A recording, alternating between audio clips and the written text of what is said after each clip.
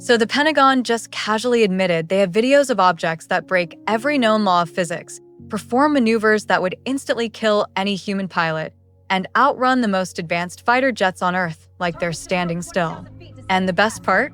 One of them literally looked like a giant flying Tic Tac. I'm not making this up.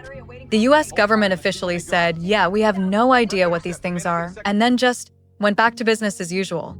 Let me tell you about the day the Navy tried to chase down a breath mint traveling at impossible speeds, and why this case is so insane that even the skeptics are running out of excuses.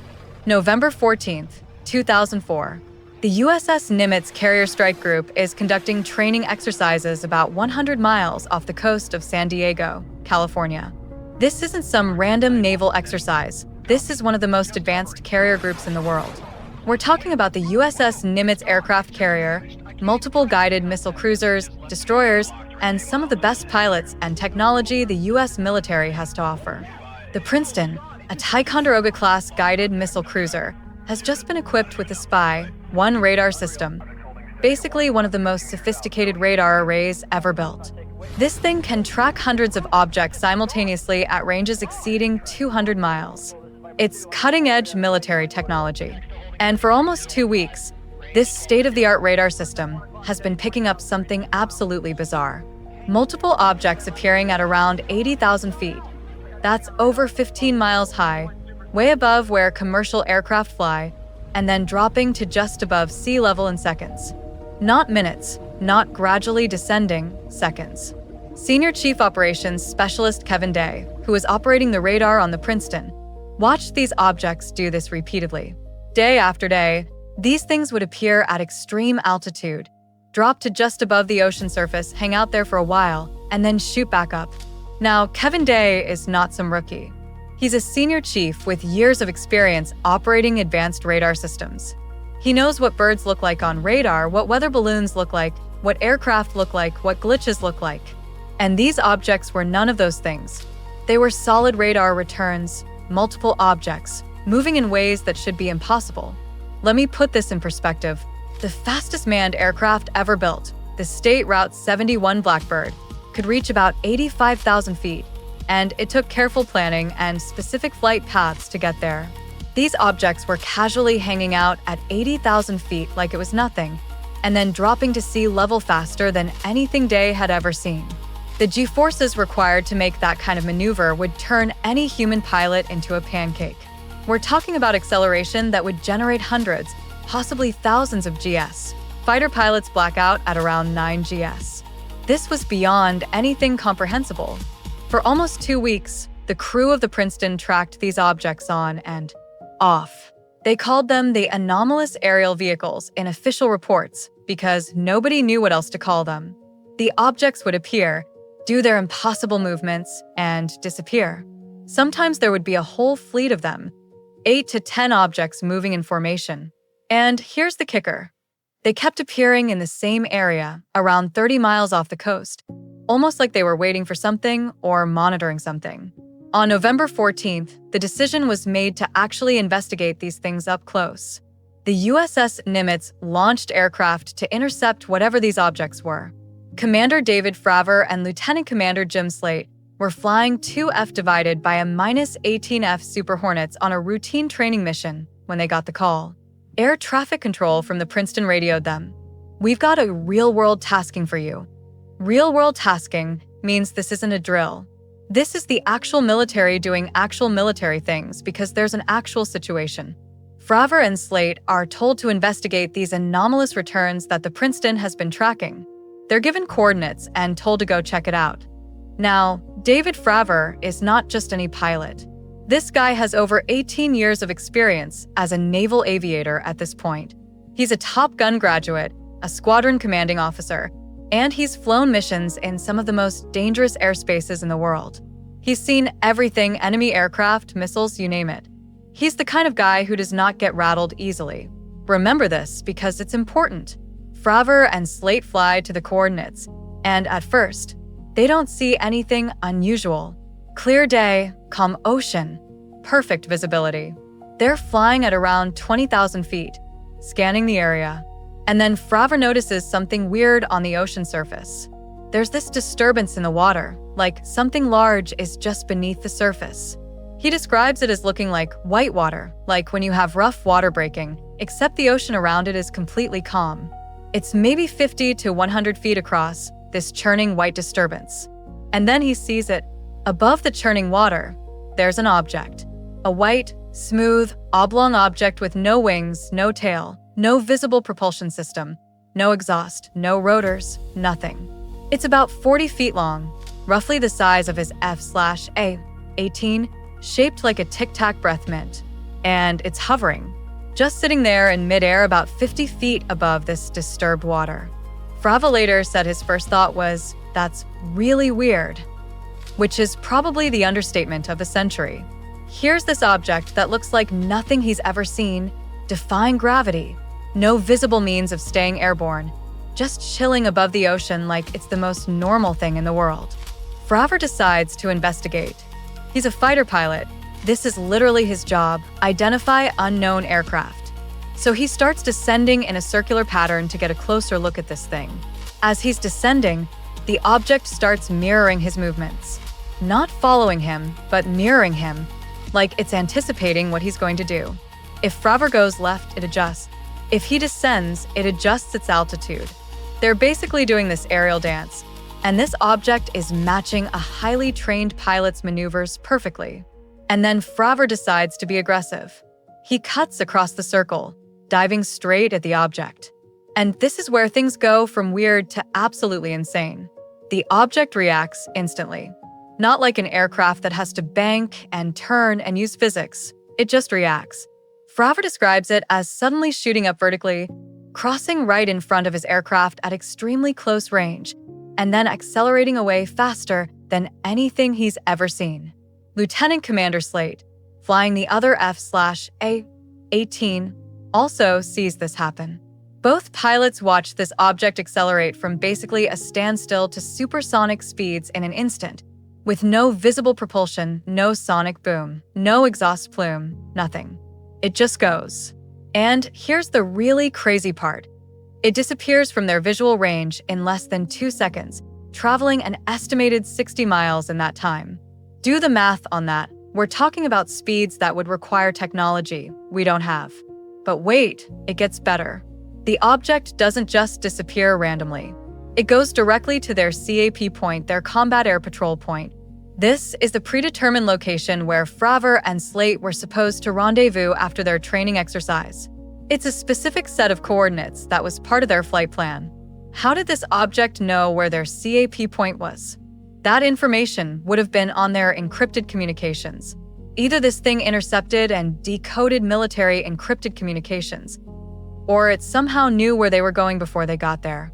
The Princeton's radar confirmed the object appeared at the CAP point, 60 miles away, in the time it took for Frava to turn his head. Senior Chief Kevin Day, watching all of this on radar, saw the object go from the encounter location to the CAP point essentially instantaneously on his display. Frava and Slate return to the Nimitz, and Frava immediately starts telling people what he saw. And this is where the story would normally end. Pilot sees something weird, files a report, everyone moves on. But this time was different, because another pair of F divided by a -18S was launched shortly after Frava landed, and they had something Frava didn't have, an advanced infrared targeting pod called it FLIR. This second pair of pilots, one of whom was Lieutenant Chad Underwood, went to the CAP point area and found the object on their instruments. And this time they got video. The FLIR pod locked onto the object and recorded it. This video, which has now been released to the public and confirmed as authentic by the Pentagon, shows an oblong white object moving against the wind, with no visible propulsion system, maneuvering in ways that shouldn't be possible. On the video, you can hear the pilots reacting in real time. There's a whole fleet of them, one says, referring to what they're seeing on their displays. The object rotates, it moves erratically, and at one point it accelerates off-screen at a speed that the targeting system can't keep up with. The pilots are clearly amazed and confused by what they're seeing. Now, this video, officially called FLIR 1, sat classified in Pentagon files for over a decade. It was leaked in 2007, but the Pentagon didn't officially acknowledge its existence.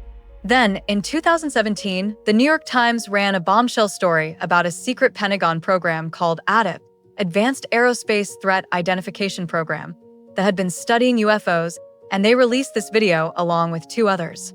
The Pentagon initially didn't comment, but in 2020, they officially confirmed the videos were real, were taken by Navy personnel, and showed unidentified aerial phenomena. Let me say that again. The United States Pentagon officially confirmed that their pilots encountered objects that perform maneuvers that defy our understanding of physics, and they have no idea what these objects are. This isn't conspiracy theory anymore. This is official government admission. Let's talk about what makes the Tic Tac object so extraordinary from a physics perspective, because this is where your brain starts to hurt. This object performed maneuvers that would require technology far beyond anything we have. It hovered with no visible propulsion, no wings, no rotors, no jets, nothing keeping it in the air. It accelerated instantly with no apparent reaction time and no visible thrust. It traveled at hypersonic speeds with no sonic boom. It operated both in atmosphere and apparently had no problem with the transition between different altitudes and environments. To put this in perspective, our most advanced fighter jets, like the F-22 Raptor or F-35, have thrust-to-weight ratios around 1.08 to 1.2. That means they can barely accelerate vertically.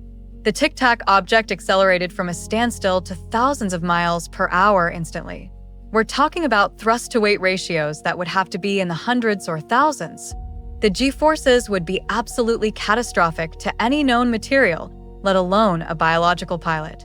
When objects move through the atmosphere at high speeds, they create shock waves, sonic booms, heat signatures from friction with the air. This object had none of that.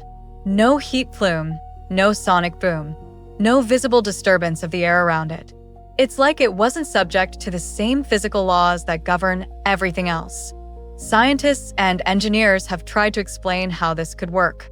Some have proposed theoretical propulsion systems, things like warp drives that manipulate space-time, or some kind of field propulsion that manipulates gravity. But here's the problem. These are all theoretical. We don't have the technology to do this. We don't even have the physics fully worked out. And yet, here's an object doing it, captured on military-grade sensors, witnessed by multiple credible observers.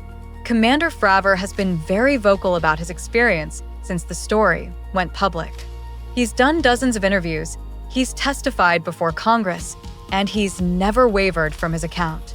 In interviews, he said things like, "I have no idea what I saw, but I know what it wasn't. It wasn't an aircraft from any country I know of. It wasn't a balloon, it wasn't a bird, it wasn't a drone. It was something that could do things that our physics says shouldn't be possible."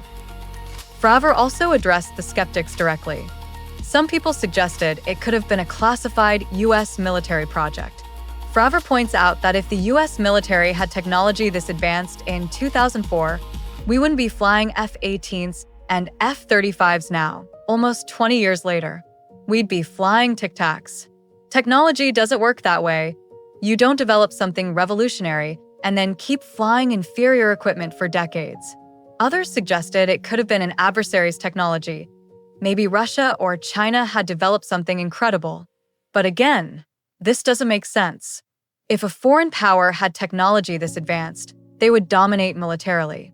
They wouldn't be testing it off the coast of California near a U.S. carrier group, risking it being shot down or captured. And they certainly wouldn't still be flying conventional aircraft in their own military operations.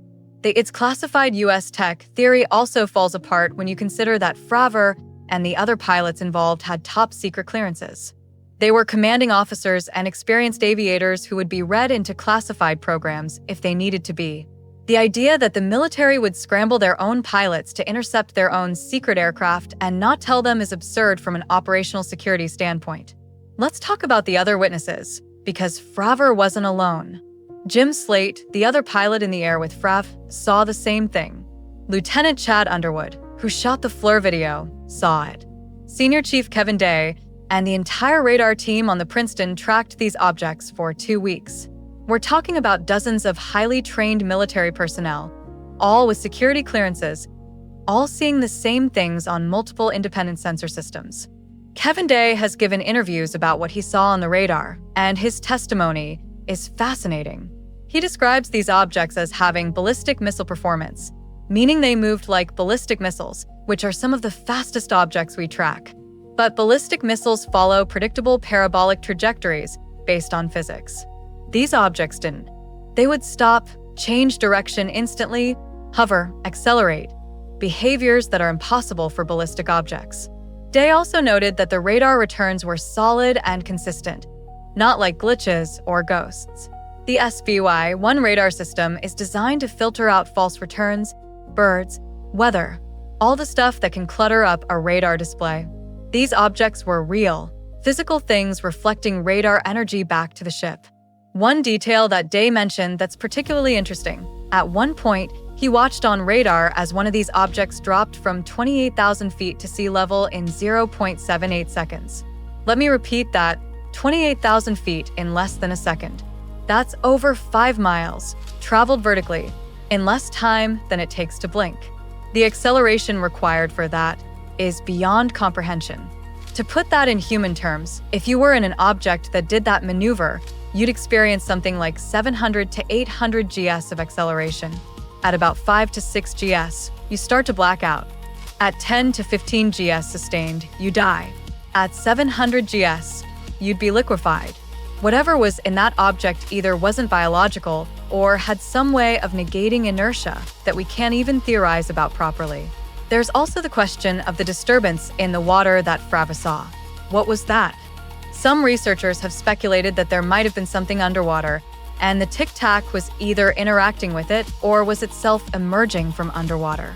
The U.S. Navy has reported multiple incidents of unidentified submerged objects, USOs, that move at high speeds underwater and sometimes transition from water to air seamlessly.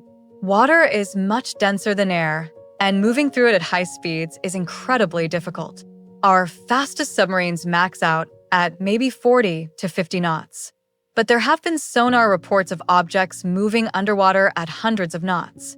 If the Tic Tac could operate in both air and water with equal ease, that's another layer of impossibility to add to the stack. Now, let's address the official government response, because this is where it gets really interesting. For years, the Pentagon denied that they seriously investigated UFOs. They claimed Project Blue Book ended in 1969, and that was that.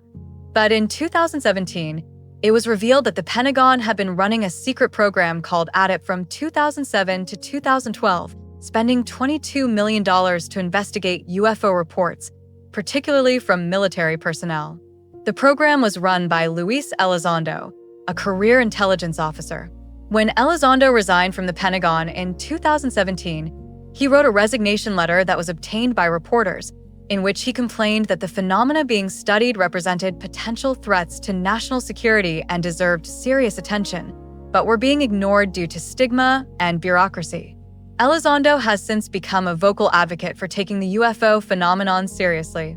He's stated publicly that these objects demonstrate technology far beyond our capabilities, that they appear to be intelligently controlled, and that they represent either a massive intelligence failure, if they're foreign adversaries, or something even more profound.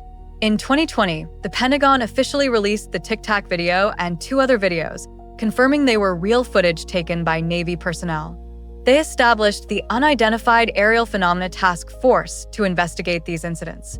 In 2021, they released a preliminary report to Congress detailing 144 UAP incidents reported by military personnel since 2004, and they could only explain one of them. 1 out of 144. The report acknowledged that these objects pose a potential threat to flight safety and possibly national security. It stated that some of the objects appeared to demonstrate advanced technology, and that there was no evidence they were foreign adversaries' technology, but they couldn't rule it out. In 2022, the Pentagon established the All-Domain Anomaly Resolution Office, AARO, to continue investigating these incidents. NASA also announced they were forming a panel to study UAPs from a scientific perspective. This is all official, public, on-the-record government activity investigating UFOs. The stigma is slowly lifting. Congress has held multiple hearings on UAPs, with military witnesses testifying under oath about their encounters. In 2023, David Grush, a former intelligence official, testified to Congress that the U.S. government has retrieved craft of non-human origin and has been reverse engineering them. This testimony was given under oath, under penalty of perjury. Whether you believe it or not, the fact that it's happening in official congressional hearings is remarkable. But let's get back to the Tic Tac specifically, because there are some additional details that make this case even more compelling. Multiple witnesses have stated that there was additional video and data that was confiscated and hasn't been released. Commander Fravor has said that there was higher quality video shot from his aircraft that would show the Tic Tac more clearly, but that footage disappeared after the incident. Senior Chief Kevin Day has said that he was ordered to delete all the radar data from the Princeton after the incident. He claims that some kind of intelligence personnel came aboard the ship and confiscated hard drives and told people not to discuss what they'd seen.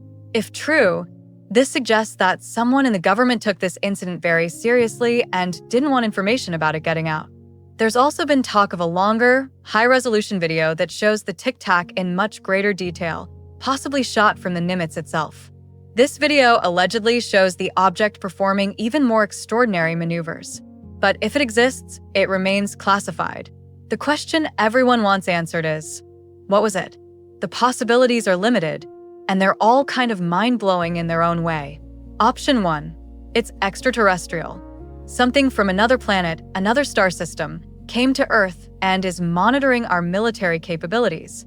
This would explain the advanced technology and the apparent interest in military assets. It would also explain why it's so far beyond our capabilities. They've had longer to develop. Option 2. It's non-human but not extraterrestrial. Maybe it's from Earth, but not from humans. Maybe there's another intelligence on this planet that we don't know about, living in the oceans or underground, with technology far more advanced than ours. This is speculative, but would explain some of the ocean-related aspects of the sighting. Option 3. It's human, but from the future. Time travelers coming back to observe or study our time period. This would explain the advanced technology and why they don't make open contact. They're trying not to disturb the timeline or whatever. Option 4. It's interdimensional or something we don't have a framework to understand. Maybe these objects aren't from another place, but from another dimension or reality that intersects with ours. This sounds like science fiction, but then again, so does everything else about this case. Option 5. It's classified human technology that's so far ahead of publicly known capabilities that it seems impossible. But as I mentioned before, this doesn't really hold up under scrutiny for multiple reasons. What I find most frustrating and fascinating about the Tic Tac case is that it forces you to accept something extraordinary no matter which explanation you choose. Either we're being visited by non-human intelligence, or humans have technology that's generations beyond what we think is possible, or we're fundamentally misunderstanding what these objects are in a way that challenges our basic understanding of reality. There's no comfortable, mundane explanation that fits all the facts. And that's what makes this case so important. We have multiple military witnesses with impeccable credentials, multiple sensor systems confirming the same data, official government acknowledgement that the incident happened and they can't explain it, and video evidence that's been authenticated. This isn't a blurry photo from the 1950s. This isn't a story from someone with questionable credibility. This is the US Navy saying, yes, this happened, we have it on video, our pilot saw it, our radar tracked it, and we have no idea what it was. Commander Fravor has said in interviews that this experience changed his perspective on reality. He went from being someone who thought UFOs were nonsense to someone who knows firsthand that there are objects in our skies performing maneuvers that shouldn't be possible. And he's not alone.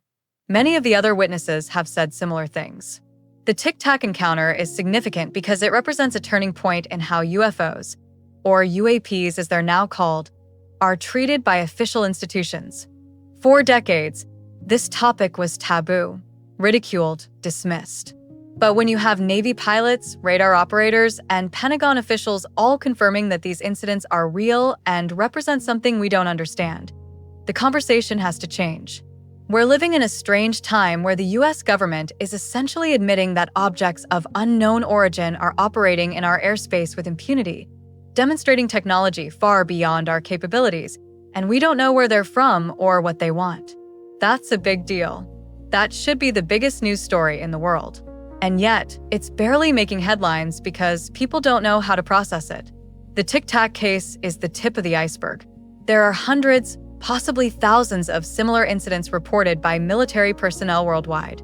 Pilots see these things all the time, they just don't report them because historically it's been career suicide to do so. But the stigma is slowly lifting and more people are coming forward. What happens next? That's the big question.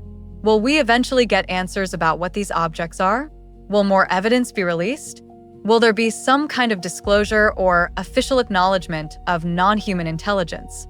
Or will this remain a mystery, with the government slowly releasing bits of information while keeping the most significant evidence classified? One thing is certain, the Tic Tac encounter happened. It's documented, it's verified, it's real. And it represents something extraordinary, something that challenges our understanding of what's possible. Whether it's aliens, future humans, parallel dimension travelers, or something else entirely, it's something that deserves serious scientific investigation and public attention. So the next time someone tells you that UFOs are just conspiracy theories or misidentified aircraft, remind them about the Tic Tac. Remind them that the Pentagon officially confirmed that Navy pilots chased an object that defied physics, that it was captured on multiple sensor systems, and that they have no explanation for it. This isn't fringe anymore. This is official, documented, verified reality. And honestly, that's both terrifying and exciting. Terrifying because it means there's something out there with technology far beyond ours, operating in our airspace, and we have no control over it. Exciting because it means the universe is far stranger and more mysterious than we've been told. It means there are possibilities beyond what we've imagined. The Tic Tac didn't just break the sound barrier. It broke the barrier of what we thought was possible. And now we have to deal with the implications of that. Thanks for watching, and remember, the US Navy chased a flying Tic Tac that could outmaneuver their best aircraft. The Pentagon confirmed it's real, and nobody can explain it. Sleep tight knowing that somewhere out there, a 40-foot breath mint is flying around at impossible speeds, probably laughing at our primitive technology. Stay curious, stay skeptical, and keep looking up, because clearly something else is looking down.